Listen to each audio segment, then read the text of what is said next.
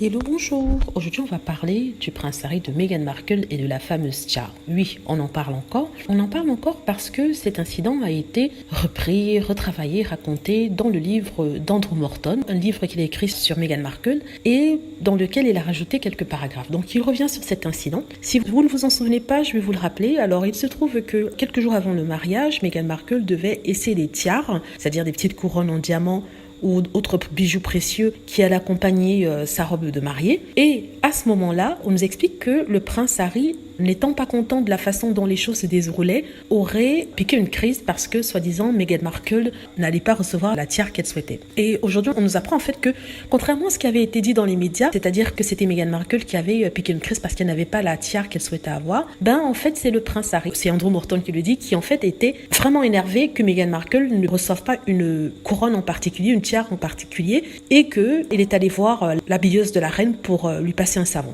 Ce qui a fait en sorte que la reine s'en mêle et demande à Harry de se calmer parce qu'Harry avait dit la fameuse soi-disant phrase « ce que Meghan veut, Meghan l'obtient ». Et on dit en ce moment que oui, c'était injuste de condamner Meghan et de l'accuser car ce n'était pas elle. Alors, il faut rappeler que Omid Scobie, dans son livre Meghan Markle, le prince Harry libre, était revenu sur cet incident et avait expliqué que en fait, aucune tiare n'avait été sélectionnée et qu'on avait présenté les photos de tiare à Meghan Markle, elle avait choisi une et souhaitait l'essayer. Or, il se trouve que l'habilleuse de la reine avait pris son temps, mais vraiment son temps, pour lui faire essayer des tiares. Or, on se rapprochait de la date de mariage de Meghan Markle. Donc, par exemple, quand Meghan Markle essayait de prendre rendez-vous pour essayer la tiare, cette tiare en particulier, on lui disait que non, l'habilleuse de la reine, proche confidente de la reine, n'était pas disponible. Il y avait toujours des excuses pour qu'elle n'essaie pas cette tiare en particulier. Pareil pour une autre tiare. Quand elle essayait de prendre rendez-vous avec elle pour voir si elle pouvait essayer les tiares, on lui disait toujours la même chose. Je crois qu'elle a fait la remarque à Harry, qui a demandé à la dame de faire un effort, de se dépêcher. Il en a parlé aux personnes supérieures à ces dames et ça a créé cet incident-là. Si on remet ça dans le contexte de salir le nom absolument de Meghan Markle, je pense que cette femme,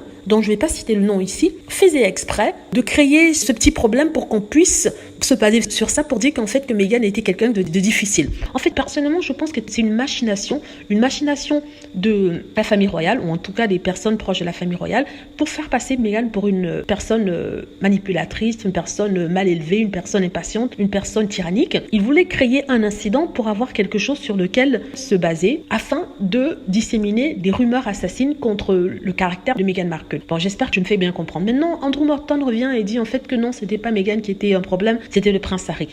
Je ne crois pas trop en ça, je m'en tiens à la version d'Omid Scobie. En fait, ici, il essaie de faire ce qu'on appelle diviser pour régner, c'est-à-dire qu'il monte les gens contre le prince Harry pour soi-disant sauver la réputation de Meghan. Pourtant, en fait, il veut que le couple s'entre-déchire parce que plus on charge Harry, plus il trouvera ça injuste et de ce fait, ça créera des tensions dans le couple. Donc, je voulais vous en informer pour dire que voilà, c'est encore une autre tactique des gens proches de la famille royale. Non, ce n'est plus Meghan la coupable, mais c'est le prince Harry. On essaie de mettre tout ça sur ses épaules pour faire pression sur le couple, qu'il se dispute et éventuellement que ça entraîne d'autres conséquences. Mais on sait que ça ne se fera pas. Ils sont assez intelligents pour voir qu'en fait, c'est une manipulation encore. Voilà, dites-moi ce que vous en pensez. J'espère que vous avez aimé la vidéo. N'hésitez pas à cliquer sur like si c'est le cas, à vous abonner pour plus de vidéos et à cliquer sur la petite cloche afin d'être averti lorsque je poste une nouvelle vidéo. Merci.